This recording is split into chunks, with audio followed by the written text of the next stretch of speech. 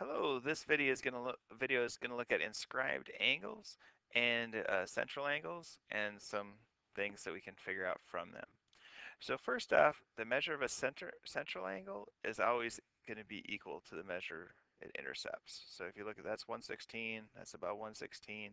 So those things are going to be equal to each other. Um,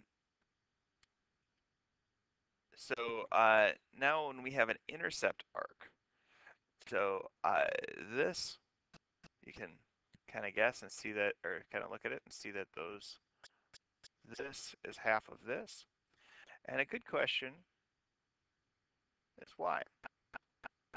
Now a quick way to do this is to draw a central angle, and we can make up any angle for this. Let's say this is 50. If this is 50, this one out here is 50, right? So if I subtract from 180, this one's 130. And because this is a circle, these two would be radii. So that makes a nice isosceles triangle. So if I take 180 minus 130, that's going to be 50, which is the same as this. But now I have to divide it by 2 to get these two sides. So that would be 25 and 25. So this is always going to be twice as big as that. And then as that moves around, that's gonna be the same. And there's other ways to show that, but this is the easiest to show. So our inscribed angle is going to be half of our intercepted arc, or our inscribed angle or our inscribed arc is twice as big as our inscribed angle. X, 2x. All right.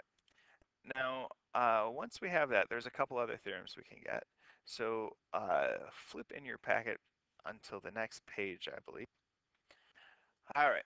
Now, before we get to what it actually says is, like, say if this is 100 degrees, this arc out here would be 200. Now, if I wanted to draw some more here, I know it's 200 from here to here. So that means it's got to be 160 on the other side. So if this arc out here is 160, that means this has to be 80. So what do you notice about this relationship? They add up to 180. And these two would similarly add up to 180.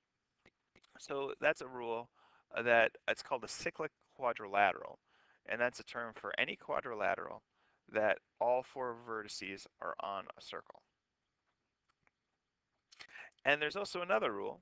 If we have an arc out here, any inscribed angle will have to be congruent to the other inscribed angles. Unless you come down here, which then we don't consider that an inscribed angle because the arc would be the other arc. But those would be the same. So in a quadrilateral, a cyclic quadrilateral, I should say, the opposite angles are supplementary. So that's only true if all four vertices are on the circle. Also, inscribed arcs that intercept the same arc are all going to be congruent. From that, I think you can finish your homework. Good luck.